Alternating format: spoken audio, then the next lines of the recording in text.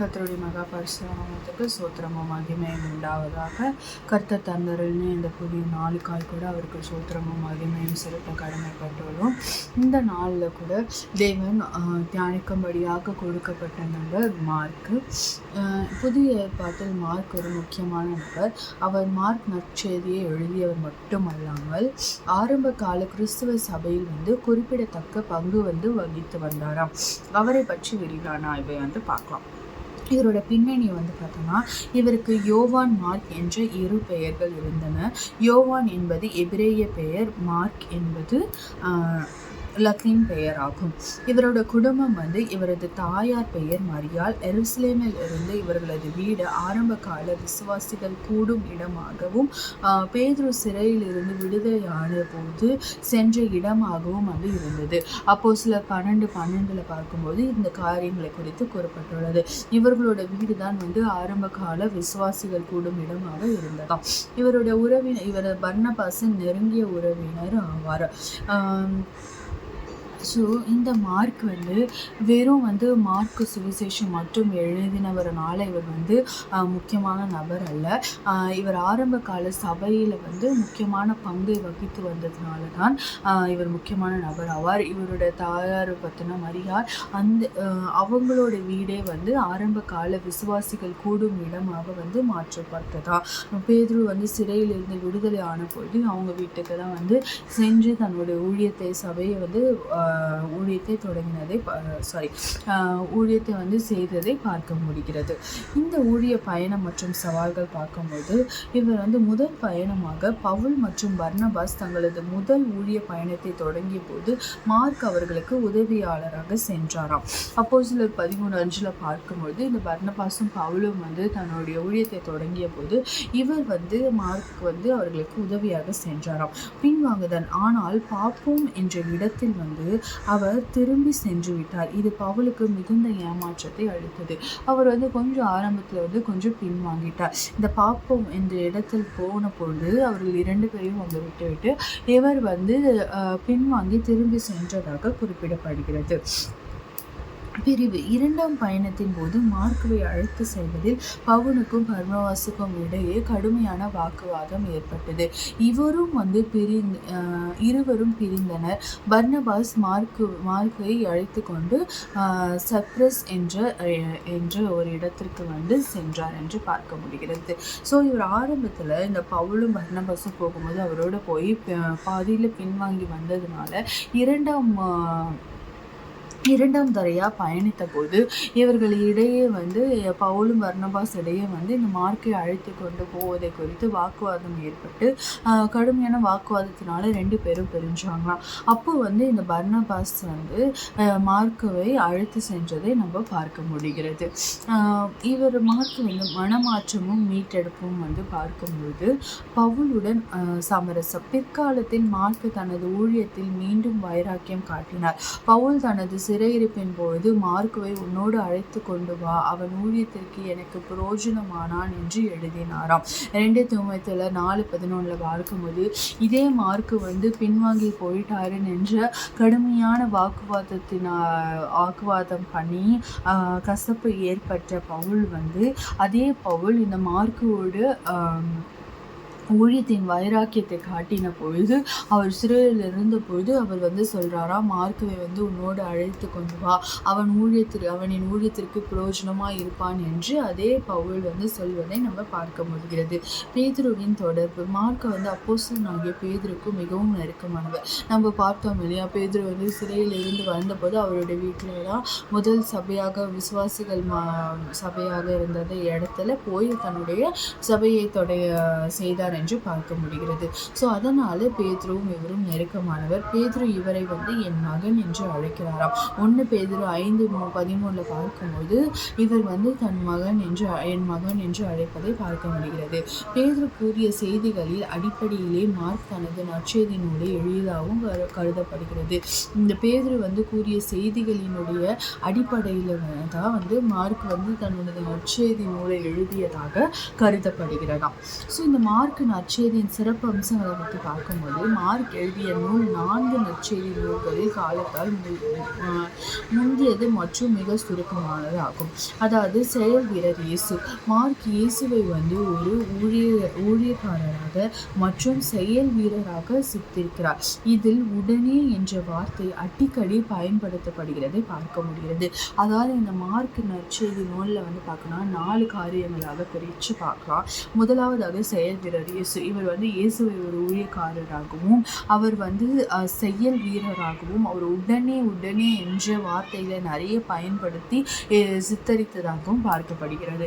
இரண்டாவதாக இலக்கு. இது முக்கியமாக ரோமானியர்களின் மனதில் கொண்டு எழுதப்பட்டதாம். அந்த இலக்கை கொண்டு எழுதப்பட்டிருப்பார். ஸோ மார்க்குடைய வாழ்க்கையிலிருந்து நாம் கற்றுக்கொள்ள வேண்டிய பாடங்கள்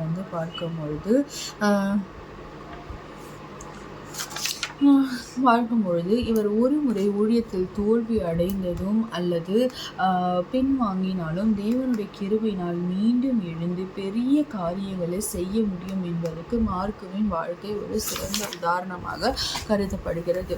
ஸோ இந்த மார்க்கை குறித்து நம்ம இன்று நம்ம தேவன் நம்மளுக்கு கற்றுக் கொடுக்கும் விஷயம்னா ஒரு காரியத்தை நம்ம ஒரு ஆவிக்குரிய காரியத்தை தொடங்கும் பொழுது நம்மளுக்கான தடைகளும் நம்மளுக்கான சோதனைகளும் நிறைய இருக்கும். இவர் பார்க்கும்போது இந்த ஊழியத்திற்கு செல்லும் போது முதல் முறை பாதியிலே திரும்பி வந்துடுறாரு. ஆனால் அதனால பவுல் இவர் மேலே கசப்பு தன்மையும் ஒரு கடுமையான வாக்குவாதம் எல்லாம் ஏற்படுகிறது. ஆனால் பர்னபாஸ் இவருக்கு ஒரு 2வது வாய்ப்பை கொடுக்கிறார். அதை இவர் பற்றி கொண்டு தனது ஊழியத்தில் மிகவும் சிறந்தவராய் தன்னை வைராக்கியம் உள்ளவராய் காட்டுகிறார். அதனால் அதே பவுல் இவரை கூட்டி கொண்டு வருமாறு அவருடைய ஊழியத்திற்கு உதவுவான் என்றும் குறிப்பிடுவதை பார்க்க முடிகிறது. அப்படியாய் மார்க் உயர்த்தப்படுகிறார். மேலும் இந்த மார்க் அவர் மார்க் நற்செய்தி நூலியே எழுதியிருக்கிறதை நம்ம பார்க்க முடிகிறது. ஏசப்பாவை குறித்து, அவருடைய ஊழியத்தை குறித்து, அவர் ஒரு ஊழியக்காரனாய் சித்தரித்து அவரை ஒரு செயல் வீரனாய் சித்தரித்து மார்க் சுவிசேஷத்தை எழுதியதை நம்ம பார்க்க முடிகிறது. ஸோ அந்த ஃபர்ஸ்ட் முறை அவர் தோற்று போனப்பவே அவ்வளோதான், என்னால் முடியாது அப்படின்னு அவர் விட்டுட்டு இருந்தார். கடவுள் நிச்சயமாய் அவர் இவ்வளோ தூரம் ஒரு உயர்ந்திருப்பாரா, இல்லை மார்க் என்ற ஒரு சுவிசேஷமே இருந்திருக்குமா என்று நம்மளுக்கு தெரியாது. ஆனால் அவர் மீண்டும் முயற்சி செய்தார். தேவன் மீது விசுவாசத்தை கொண்டு மீண்டும் முயற்சி செய்த போது 2ஆம் முறையாக அவர் அதே எந்த விஷயத்தை கண்டு பயந்து அவர் ஒதுங்கினாரோ அதே விஷயத்தில் தேவன் அவரை வைராக்கியம் உள்ளவராக மாற்றியதை பார்க்க முடிகிறது. ஸோ நாமும் கூட இன்று நம்ம ஒரு காரியத்தை, ஒரு ஆவிக்குரிய காரியத்தை, நம்ம ஏதோ ஒரு காரியத்தை முயற்சி செய்யும் பொழுது தேவனுக்கு என்று அந்த ஆவிக்குரிய நம்ம ஊழியமாக இருக்கலாம், இல்லைனா நம்மளோட ஜெப வாழ்க்கையாக இருக்கலாம், இல்லை ஏதோ ஒரு ஆவிக்குரிய காரியத்தை நம்ம தொடங்கும் பொழுது நம்ம தோல்வி அடையலாம், சோதனைக்குள்ள உட்படுத்தப்படலாம், அதை நம்மளால ரெகுலராக பண்ண முடியாமல் போகலாம். ஆனால் அதை பார்த்து விட்டு ஐயோ இது என்னால் முடியாது அவ்வளோதான் அப்படின்னு நிறுத்திடக்கூடாது. அது பிசாசு கொடுக்குற சோதனையாக கூட இருக்கலாம். நம்மளுக்கு தவறி போகும்போது பரவாயில்ல, திருப்பி அதை நம்ம தேவனுக்கு முன்பு வைத்து அவர் மீது விசுவாசம் கொண்டு அப்பா எனக்கு இதை செய்ய பலனை கொடுங்க, இதில் நான் இனி தோற்று போகக்கூடாது என்று அவரிடத்துல ஜெபிச்சுட்டு அவரிடத்துல நம்ம விசுவாசமாக அதை கேட்டோமானால் தேவன் நிச்சயமாய் அதை தொடரும்படியாய் அதே காரியத்தில் நம்மளை வைராக்கியம் உள்ளவராய் மாற்றுவார் என்பதில் எந்த ஒரு சந்தேகமும் இல்லை. இங்கே மார்க்குக்கு பர்னபாஸ் ஒரு வாய்ப்பை கொடுத்ததை பார்க்க முடிகிறது. நம்ம வாழ்க்கையில் கூட அந்த மாதிரி பர்னபாஸை கடவுள் ஏற்படுத்தலாம், அவர் மூலமாக ஒரு வாய்ப்பை கொடுக்கலாம். இல்லைனா எந்த பர்னபாஸும் தேவை கிடையாது, தேவனே நம்ம இடத்தில் துணையாக இருந்து தேவனே நமக்கு ஒரு வாய்ப்பை ஏற்படுத்தி கொடுப்பார். அந்த வாய்ப்பை நம்ம பற்றி கொண்டு நம்ம நடக்கும்பொழுது எதில் நம்ம பலவீனங்களாக இருக்கிறால் நீங்கள் இன்றைக்கு நினைக்கிறீங்களோ, நீங்கள் எந்த காரியத்தில் நீங்கள் பலனற்று போயிருக்கீங்க, பலவீனனாக இருக்கிறீங்க, அந்த காரியத்தை என்னால் செய்யவே முடியலை, என்னால் தொடர்ச்சியாக அதை பண்ண பண்ணவே முடியல, தேவனுக்காக இதை நான் பண்ணணும்னு நினைக்கிறேன், அவருடைய கிருபைக்காக அவரை உயர்த்துவதற்காக இதை நான் பண்ணணும்னு நினைக்கிறேன், ஆனால் என்னால் பண்ண முடியல, நான் வந்து நடுவில் வந்து பின் வாங்கிடுறேன், பின் பலனற்று போயிடுறேன் அப்படின்னு நீங்கள் எந்த காரியத்தெல்லாம் குறித்து நினைக்கிறீங்க கவலைப்படுறீங்களோ, இன்று தேவன் உங்களுக்கு சொல்கிறாரு, நிச்சயமாய் அதில் உன்னை நான் வைராக்கியமாய் மாற்றுவேன் என்று சொல்கிறார். எந்த காரியத்தை உங்களால் தொடர்ச்சியாக பண்ண முடியல, நான் பலனற்று போகிறேன் நீங்கள் ஆவிக்குரிய வாழ்க்கையில் நினைக்கிறீங்களோ, அந்த காரியத்தில் தேவன் இன்று உங்களுக்கு வாக்களிக்கிறார், அதில் நான் உன்னை வைராக்கியம் உள்ளவனாய் மாற்றுவேன் என்று தேவன் வாக்களிக்கிறார். இந்த வாக்குத்தத்தத்தை நீங்கள் பிடிச்சுக்கோங்க. மார்க்கை போல முதல்ல தோற்று போயிருந்தாலும் இரண்டாவதுல வந்து தேவன் நிச்சயமாய் நம்மளை அதில் பலப்படுத்தி வைராக்கியம் உள்ளவர்களாய் மாற்றுவார் என்பது எந்த ஒரு சந்தேகமும் இல்லை. நான் முதல் முறை இல்லை, நிறைய முறைன்றீங்களா, பரவாயில்ல, எத்தனை முறை தோல்வியுற்றாலும் நம்ம ஒரே ஒரு காரியத்தை நம்ம மனதில் வைத்துக்கொள்ளணும். நம்ம தோல்வி எத்தனை 10 முறை இல்லை, 10,000 முறை இல்லை, எத்தனை முறை தோல்வியுற்றாலும் அந்த தோல்வியிலே நிற்காம திரும்பி நம்ம ரீஸ்டார்ட் பண்ணும்போது, திரும்பி நம்ம அந்த முயற்சியை எடுக்கும் பொழுது தான் தேவனால் நம்மளை வந்து எடுத்து பயன்படுத்தி வைராக்கியம் உள்ளவர்களாய் மாற்ற முடியும். மாறாக நான் தோத்துட்டேன், நான் என்னால் இதை பண்ண முடியல, நான் பலனற்று போயிட்டேன், நீங்கள் அதே இடத்துல நின்றுட்டு இருந்தீங்கன்னா தேவனால் உங்களுக்கு வந்து உங்களை வந்து அதில் சக்ஸஸ் பண்ண வைக்க முடியாது, வைராக்கியம் உள்ளவர்களாய் மாற்ற முடியாது. மாறாக நீங்கள் ஒவ்வொரு முறை தோற்று போனாலும் இது என் தேவன் இதை சரி செய்து கொடுப்பார், என் தேவன் இதில் என்னை பலனுள்ளவளாய் மாற்றுவார், என் தேவன் இதில் என்னை பர்ஃபெக்டாக மாற்றுவார் அப்படின்னு நீங்கள் திரும்ப அதை ரீஸ்டார்ட் பண்ணும்போது தேவன் நிச்சயமாய் ஒரு கட்டத்தில் அதே காரியத்தில் உங்களை பலவான்களாய் உங்களை வைராக்கியம் உள்ளவர்களாய் மாற்றி இந்த மார்க்கை போல உங்களையும் ஒரு சாட்சியாய் ஒரு முக்கியமான நபராய் தேவனுக்கு பிரியமான பிள்ளைகளாய் மாற்றி கொடுப்பார் என்பதில் எந்த ஒரு சந்தேகமும் இல்லை. அவர் மீது விசுவாசத்தை கொண்டு நீங்கள் எத்தனை முறை தோற்று போயிருந்தாலும் பரவாயில்ல, இன்றைக்கு திருப்பி நீங்கள் முயற்சி செய்யுங்க.